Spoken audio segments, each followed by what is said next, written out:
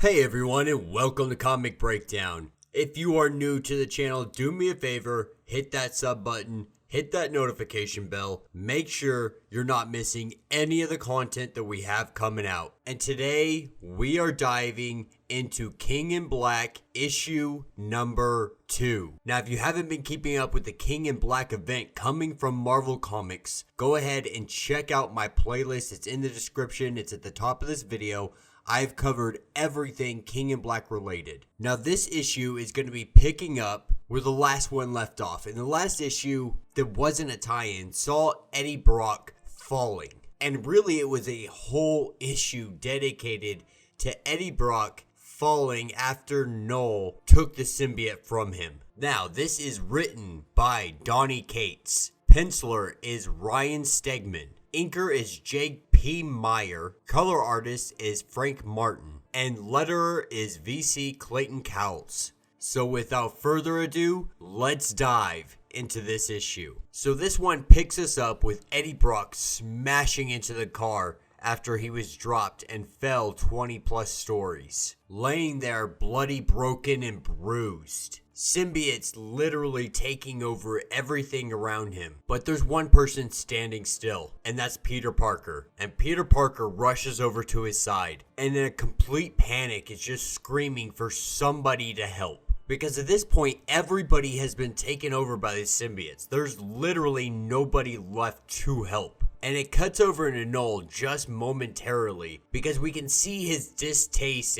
and how Eddie's just not dead yet. Like, that should have killed him. And though Eddie is very close to death, it just shows how strong Eddie Brock actually is. And then Peter Parker's spider sense goes off. The spidey sense is tingling and he ducks down real fast and just barely misses a beam coming from Cyclops. And Peter Parker looks behind him and sees Storm, the Thing, Captain America, Cyclops, some others all turned into symbiotes. So he's not killing them, but he's turning them into his army, into his minions. Now Spider-Man realizing that they need to get out of there because it doesn't seem like anybody's coming. And that's when he sees Johnny, aka the Human Torch, just blazing through some of these dragons. And he comes down and lets Spider-Man know, like, get Eddie out of here, take him to the Fantastic Four lab. But the thing is, fire isn't hurting these guys the same way. So what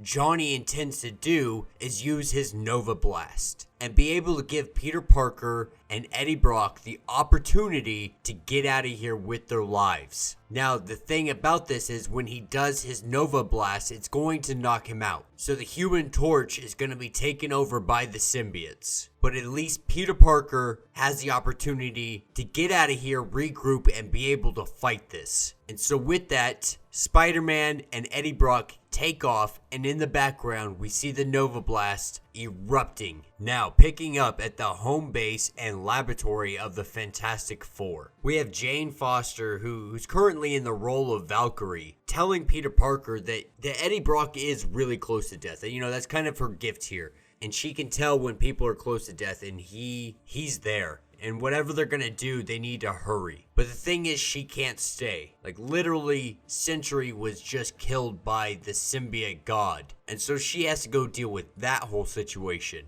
And this is when Peter Parker decides he needs to go get Dylan. And he goes into the room, and Dylan already knows. It's it wasn't Eddie Brock walking through this door, so he knows something happened to his dad. And the only question that he has is he alive? And Peter lets him know, he's just barely hanging on. But we gotta get going and we gotta do it now. And so he takes him to the Fantastic Four lab, and Dylan sees all these heroes standing around, and he's just like holy crap.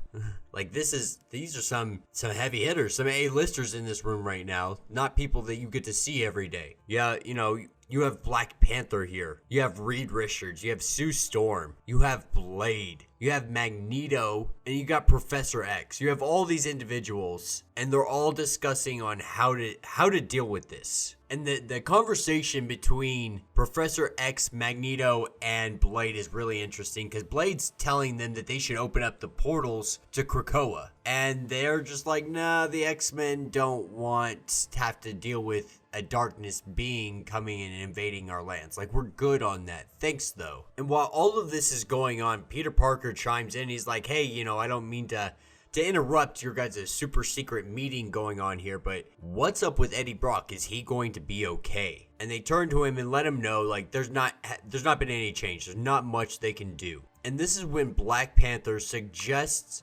while they have the full might of Wakanda behind them, that's not enough to do this fight. And so he brings up the Infinity Stones, the Cosmic Cube, the Ultimate Nullifier. Like, what do they have on hand that can really take on Knull? And while they're all discussing this, Namor arrives. And he's pretty much just like, yeah, you guys are cute. I've been fighting in darkness my entire life. You guys are just now getting a taste of really what it's like, and you're losing. But because the majority of this planet belongs to him, because the majority is ocean, he's here to fight with his army. And so what is the plan?